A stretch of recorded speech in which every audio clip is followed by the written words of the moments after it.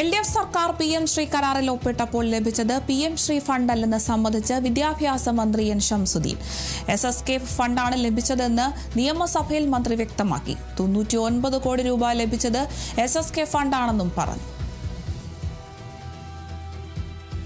PM Shri പദ്ധതിയുമായി ബന്ധപ്പെട്ട് മുൻ സർക്കാർ എടുത്ത നടപടികളെ സംബന്ധിച്ച് പറയുമ്പോൾ 2022 സെപ്റ്റംബർ 7 കേന്ദ്ര സർക്കാർ അംഗീകരിച്ച കേന്ദ്രാവിഷ്കൃത പദ്ധതിയാണ് സർ PM ശ്രീ. 2025 ഒക്ടോബറിൽ സംസ്ഥാനം PM ശ്രീ പദ്ധതിയുടെ ധാരണാപത്രത്തിൽ ഒപ്പുവെച്ചു. ധാരണാപത്രത്തിൽ ഒപ്പുവെച്ച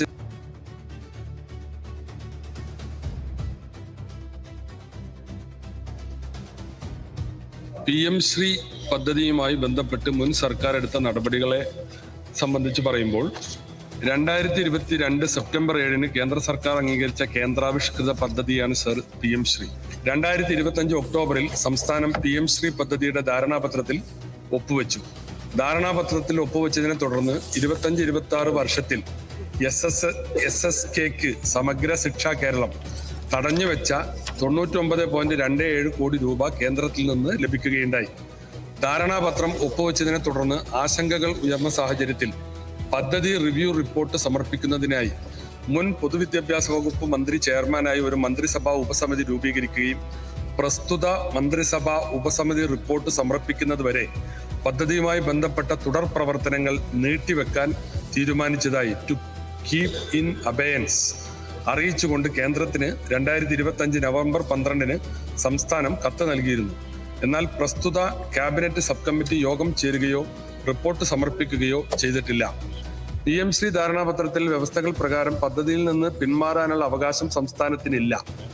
പൊതു താൽപര്യാർത്ഥം ഈ കരാർ 30 ദിവസത്തെ നോട്ടീസ് നൽകി റദ്ദാക്കുകയോ അവസാനിപ്പിക്കുകയോ ചെയ്യുന്നതിനുള്ള അവകാശം കേന്ദ്ര വിദ്യാഭ്യാസ മന്ത്രാലയത്തിന്റെ സ്കൂൾ വിദ്യാഭ്യാസവും സാക്ഷരതയും വകുപ്പ് DOSEL മാത്രം ആയിരിക്കും. ഇത്തരത്തിൽ കേന്ദ്ര വിഹിത ഇനത്തിൽ 1151.48 കോടി രൂപ 2025-26 വരെ സംസ്ഥാനത്തിന് ലഭ്യമാകേണ്ടതുണ്ട്. കഴിഞ്ഞ ഗവൺമെന്റിന്റെ കാലത്ത് PM ശ്രീ പദ്ധതിയിൽ എടുത്ത നടപടികൾ ഞാൻ ഇപ്പോൾ ഇവിടെ പറഞ്ഞു. ഇതിനു മുമ്പ് ഇത് അടിയന്തര പ്രമേയമായി വന്നപ്പോൾ വളരെ വിശദമായി കാര്യങ്ങൾ പ്രതിപാദിക്കുകയും ചെയ്തിട്ടുള്ളതാണ്. അതിലെവിടെയും കഴിഞ്ഞ ഗവൺമെന്റ് ഇതുമായി ബന്ധപ്പെട്ട് ഏതെങ്കിലും തരത്തിലുള്ള ചർച്ചകൾ നടത്തിയതായോ വിവിധ കോണുകളിൽ നിന്നുള്ള അഭിപ്രായങ്ങൾ സ്വരൂപിച്ചതായോ എവിടെയും രേഖയിൽ കാണുന്നില്ല. ഗവൺമെന്റ് രൂപീകരിച്ച സെക്രട്ടറിമാരുടെ ഒരു സമിതി അവര് യോഗം ചേരുകയും ആ യോഗം PM ശ്രീ പദ്ധതിയിൽ ഒപ്പുവെക്കാവുന്നതാണ് എന്ന് സർക്കാരിന് ഉപദേശം നൽകിയതായിട്ട് രേഖയിൽ കാണുന്നുണ്ട്.